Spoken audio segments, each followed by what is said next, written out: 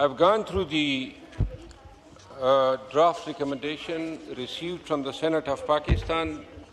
I want to speak about 2 points from the viewpoint of a lawyer. Mr. Speaker, the definition of the tax fraud, which has been furnished in terms of Section 37, which means knowingly, intentionally, or dishonestly doing any act or abets any action to cause loss of tax under this Act, including so.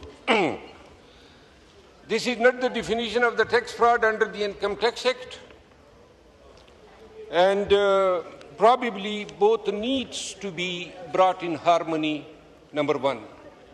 Number two, if we peruse Section 37A, which speaks about the powers of the investigation officer who is investigating tax fraud, it is indeed for the first time I see in Pakistan legal statute that enormous powers have been vested in an investigation officer.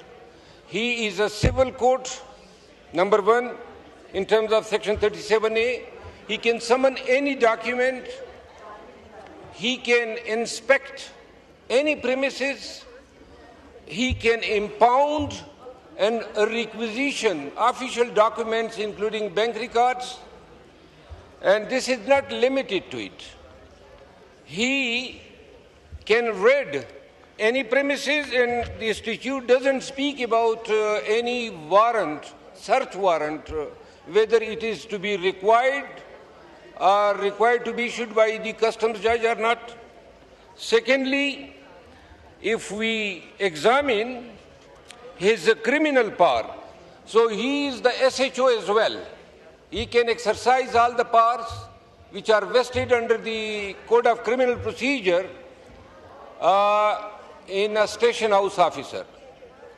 Honorable Speaker, if we invest Assistant Commissioner of the FBR with these gigantic powers, can we expect that hundreds and millions of people who have yet to sign their declaration, would they be prompted or encouraged to themselves bring within the tax fold? Number one. And secondly, what concerns me is that I believe that I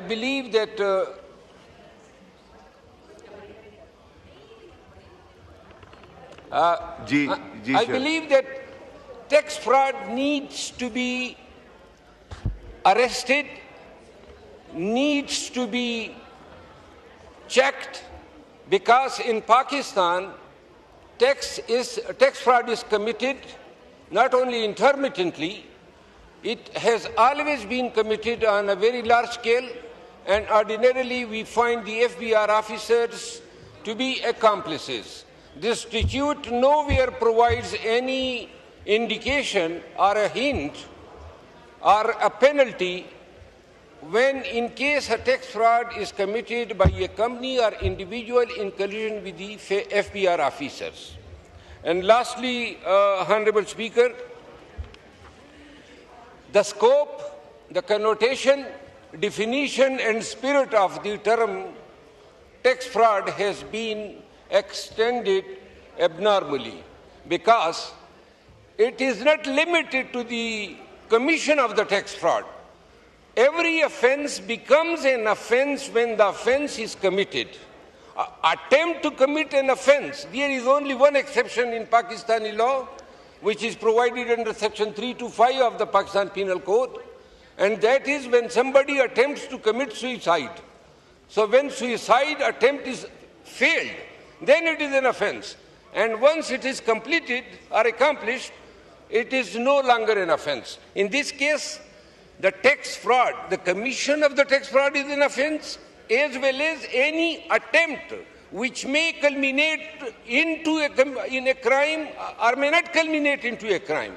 But even an attempt to commit a tax fraud is a crime, I believe this needs to be revisited, because if every attempt to commit the tax fraud is made a cognizable offense, then obviously it will create enormous issues for all the filers. And I believe the Law Minister and this Honorable House will examine this aspect of the matter. Thank you so much.